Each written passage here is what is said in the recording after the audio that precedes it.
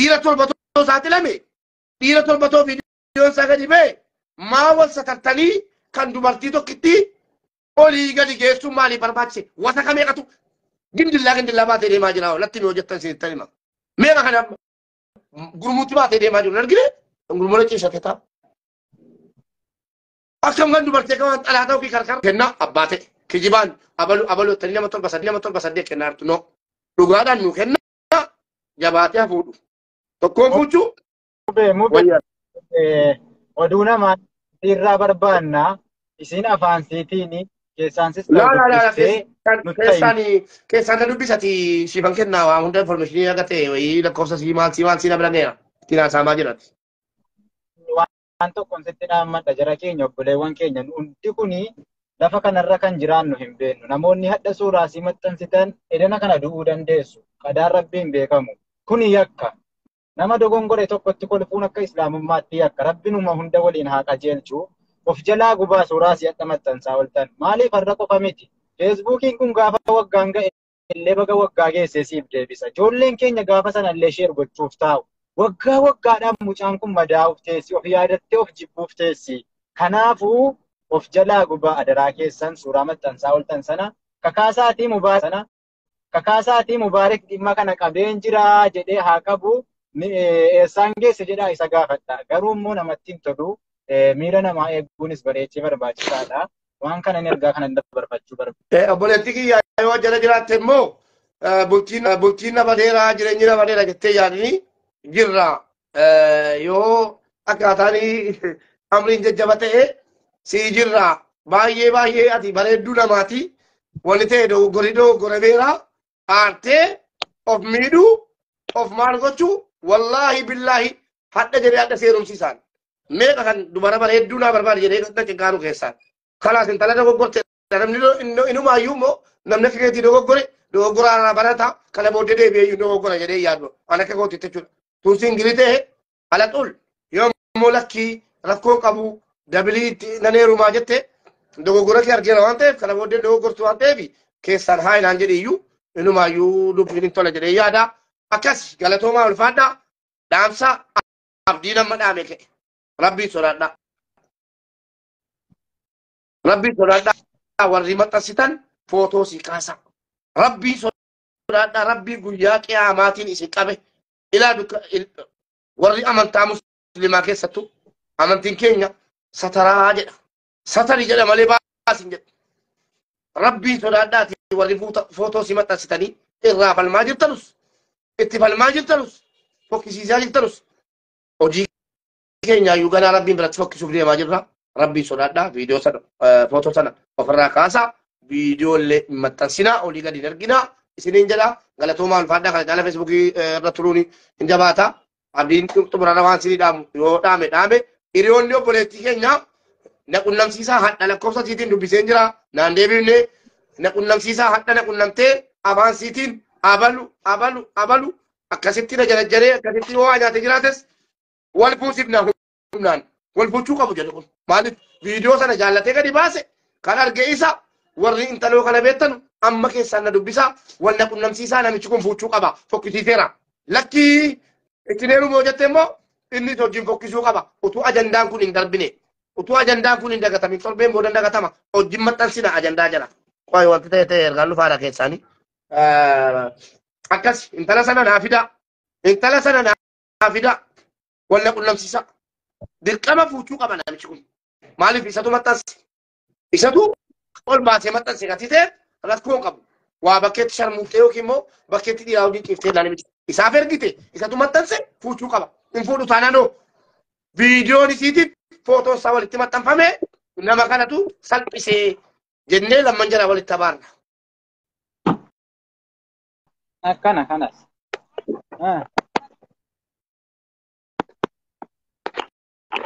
Akkas galatooma ulfaadhaa yeroo gaarii naa qabaadhaa. Ijoollee shamarranii immoo silaa waraabamuu keessanii namni yoo dhiqqamu waan akkasii kana dogoggora kanatti deebitanii alaabaa maal waan eenyummaa kee ibsu namni ofirratti kaa'in yaadadhaa yeroo qalbiin isin darbe isinis of hin beektanu nan beeka haamilee keessanii cabsuman malee please waan eenyummaa kee ibsu yoo danda'ame fannifattee midhaan waan akkasii kana dhaaba. Kana jechuun immoo akka barbaadan ta'a godhaa jechuu kooti miti. Haamilee dhuma keessan eeguu malee keessaanituu feesbuukiin dubartii qofa fidu jiraate dhiqeen isin miica. Dhiqeetan isin gombisan ture. Garuu diina irratti isin narrabsu kun bineensi diina. Ka keessaan dhufee immoo si naasoo sun diina gatiteef diina irratti salphisuun barbaadu. Haa ta'u keessoon kun na gubatee jira. Hin beektu akka keessoon na gubate. Dubartiin qaruuxeedha na hubadhaa ishii. Kanaaf nama sana saaxiluu irratti haa hojjennu. Nama sana saaxiluu irratti haa hojjennu obboleettii keenya nama 2,000 keessaa namni tokko bira jiraattu na dubbisiisa abbaa ta'e natti himtu anatu dhiyeessa. Wallaahi billaahi isa ta'u yoo namichi dhaqee jabaatee dhiifama kana viidiyoo kee baase viidiyoo kee naaf ergite sin fuudha jedhee jabaatee dhiiqaan hidhatin gadan baase saaxila. Obboleetti qobaan badin fudhuu badin hojiin qilee seen nama sana barbaada mala amma nama sana dhokote nama sana dhokote. Obboleettii keenya jedhamee olii gad deddeemaa jiru irratti innaa lillaahi wa innaa ilaihi raaji'uun waan baay'ee nama gaddisiisu waan baay'ee namatti dhagahamu dhageessanii waan baay'ee namatti dhagahamu. Wanni na dhibaa jiru maali beektu? Sagaxummaa warra footoo olii gadi geessaa jiru sagaxota. Na amanaa isin warri footoo mucaatiif viidiyoo keessaa walii argaa jiru sagaxoota kaafatee dhabe. Dhageesse sagaxoota kaafatanii dhabdan mucaa kana halkanii miti guyyaatu argitanii hin gudeeddani. Na amanaa isinittani maal? Asirraa banne miti? Isinirraa banne. Otoo argitanii mucattii kana uffattee dhiqattee dibattee karaarra deemtee hin gudeeddani isinii jedhe. Hinuma gudeeddanii qabdanii. Maal na qabaa na gadhiisaa jettu? Maal intala dubaraatiin yoo isin duute maal abbaa keessanii argachuuf yoo isin duute? Akkam na qabaa na gadhiisaa jettan isin? Obboleettii keetti satari.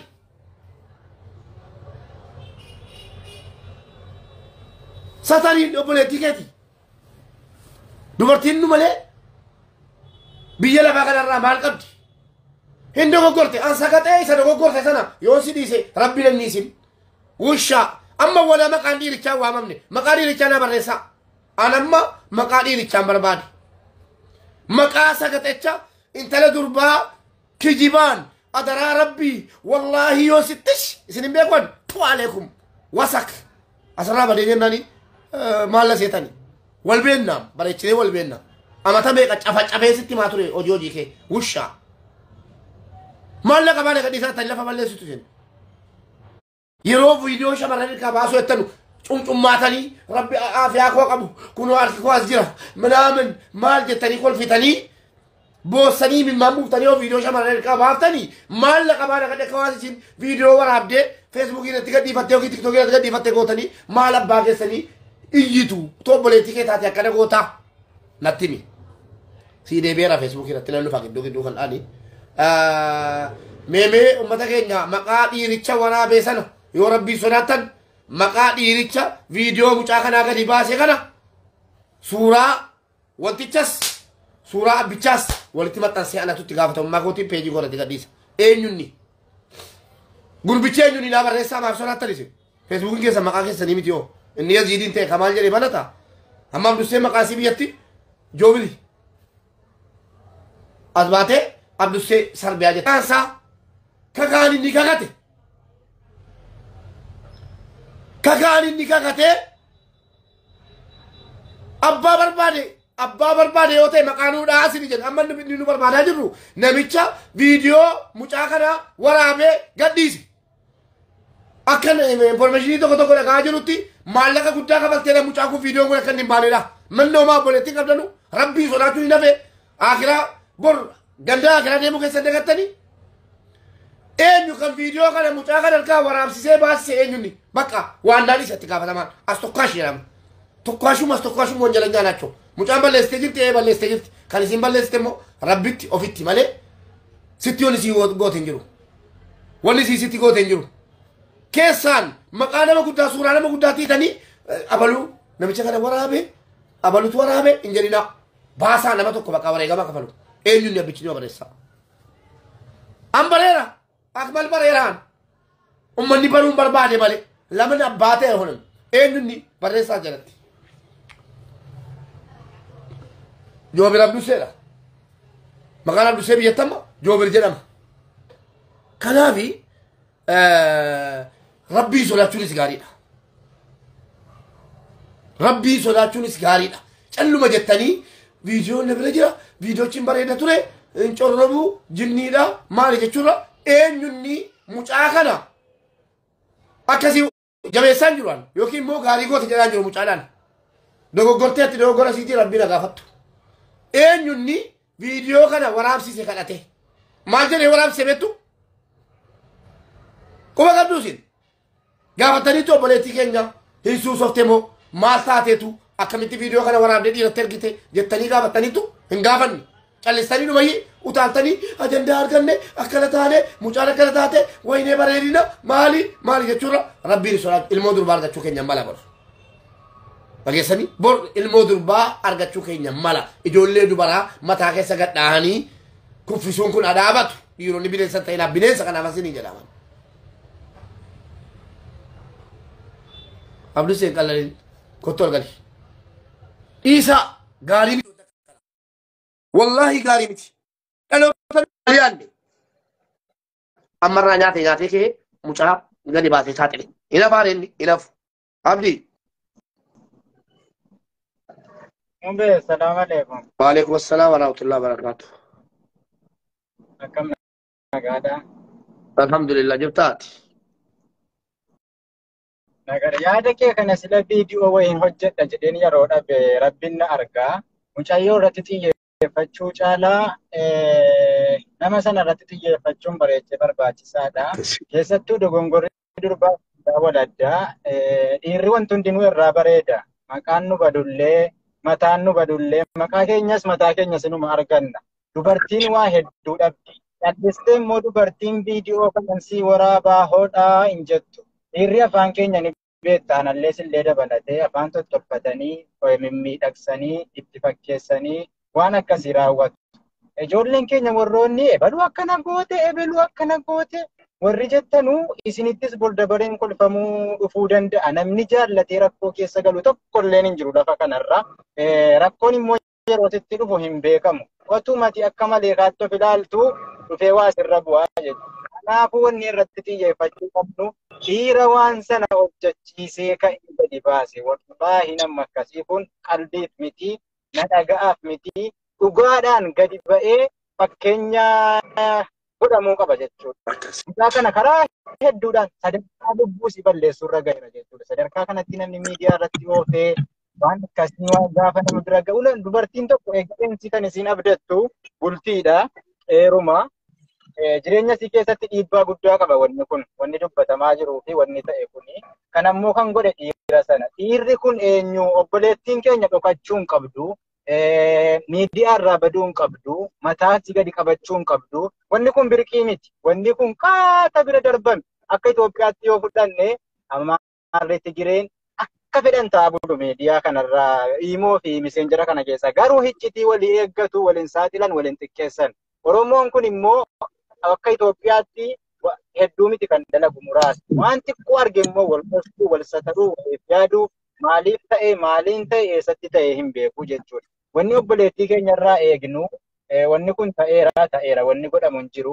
Nama godhe sana maaliif godhe sababa maalii godhe gadi baatee afaanuma isiitiin dubbachuu qabdi bar. Gadi baatee ofiisiitii ittiin akkana godhamee Mubaarak Musammaan na godhe Abdii Oromoon na godhe ragaa wajjiniin yoo goote sirriitti wanta barbaachisu irratti hojjechuu qabna. Yoo barbaachisaa ta'e namni mucaa sana akkas godhe fuuchuu qaba. Isii fuuchuu qaba jechuudha. Yoo kana na adeemsifte viidiyoo kanaan horii irraa nyaataa ture yoo ta'e horiin siin kaffalama ragaa itti qabaachuu qabdi jechuudha. Kanan siin jedha. Galatoomi abdii koo akkas kanaaf aloo si galfadhee ulfaadhu yaaduma dhugaatiif yaada gabaabaa kennite yaada dheeraa wayii wanni nu haasofne hin jiru. Namichi kun dhiyaachuu qaba. Tokkoon viidiyoo kana hojii walitti hidhamee hojii maxxanfamu namaa ergamu. Tokkoon immoo fuudhee bultii isaa sambisee bultii mucaas ijaaru. Tokkoffaa maallaqa nyaatamte jedhan wallaahi wa billaahi anamma bilbila sii waa hunda sii information sii argadheen jira. Namatti dhiyaaturraa waa hunda bira ga'een jira. Hin dhiisu amma dhumaatti. tokkoon hin fuudhaa tokkoon immoo footoon isaatiif viidiyoon isii walitti dhabee nama kanatu godhe mee eenyu fokkisa ilaalla isa ofisi dhiirri jechuudha ana dabalatee muniin dabalatee abbaa keenya siinoo baafnaan wanni nu goonu yaani gadi ba'uu jaallannu kan keenya kan shamarranii gadi baasu shamarran silumaa laaftuudha shamarran silumaa dadhabduudha yeroo kun immoo itti dabalame akkam taati mucaan kun yoo duute hoo munir tanii amriin jajjabatee sii jirraa baay'ee ati bareedduu namaati wanni ta'e dogoggora beeraa aartee of miidhuu of maal gochuu wallaahi billaahi hadda jedhee hadda seerumsiisaan meeqa kan dubara bareedduu naa barbaade jedhee gadda cinqaanu keessaan kalaas intala dogoggorte namni inumaayyuu immoo namni akka keetii dogoggoraa barataa kana booddee deebi'ee dogoggora jedhee yaadu an akka kootti jechuudha tuusiin gili ta'e ala xul yoo immoo lakkii rakkoon qabu dabilii naneerumaa jette dogoggora kee argeera waan ta'eef kana booddee dogoggortu waan ta'eef keessaan haa inaan jedhe iyyuu inumaayyuu dubbiin hin tola jedhee yaada akkas galatoomaa ulfaadhaa dhaamsa abdii nama dhaame sodaadhaa warri maxxansitan footoo sii kaasa rabbii sodaadhaa rabbii guyyaa qiyaamaatiin isin qabe ilaa warri amantaa muslimaa keessattu amantiin keenya sataraa jedha satari jedha malee baasin jedha rabbii sodaadhaati warri footoo sii maxxansitanii irraa falmaa jirtanus itti falmaa jirtanus fokkisiisaa jirtanus hojii keenya ayyuu ganaa rabbiin biratti fokkisuuf deemaa jirra rabbii sodaadhaa viidiyoo sana footoo sana ofirraa kaasaa viidiyoolee maxxansinaa olii gadi hin arginaa isiniin jedha galatoomaa ulfaadhaa kana caala feesbuukii irra turuun hin jabaata abdiin xumurarra waan isinii dhaamu yoo dhaame hiriyoonni obboleettii keenya naqunnamsiisaa hadha lakkoofsa siitiin dubbiseen jira naan deebifne naqunnamsiisaa hadha naqunnamtee afaan siitiin abalu akkasitti na jarajjaree akkasitti waa nyaate jiraates wal fuusifna humnaan wal fuuchuu qabu jedhu kun maaliif viidiyoo sana jaallatee gadi baase kan arge isa warri intaloo kana beektanu amma keessaan na dubbisa wal naqunnamsiisaa namichi kun fuuchuu qaba fokkisiiseera lakkii itti neerumoo jette immoo inni hojiin fokkisuu qaba utuu ajandaan kun hin darbine utuu ajandaan kun hin dagatamin torbeen boodan dagatama hojiin maxxansina ajandaa jala qoy wanti ta'e ergaan dhufaadha keessaanii akkas intala sana naa fida wal naqunnamsiisa dirqama fuuchuu qaba namichi kun maaliif isatu maxxanse isatu ol baasee maxxanse gatitee rakkoon qabu waa bakkeetti sharmuuftee yookiin immoo bakkeetti dhiiraa hojii xiiftee namichi isaaf ergite isatu maxxanse fuuchuu qaba hin fuudhu taanaanoo viidiyoon isiitiif footoo isaa walitti maxxanfame nama kanatu salphisee jennee lamman jala walitti abaarna. Kanas.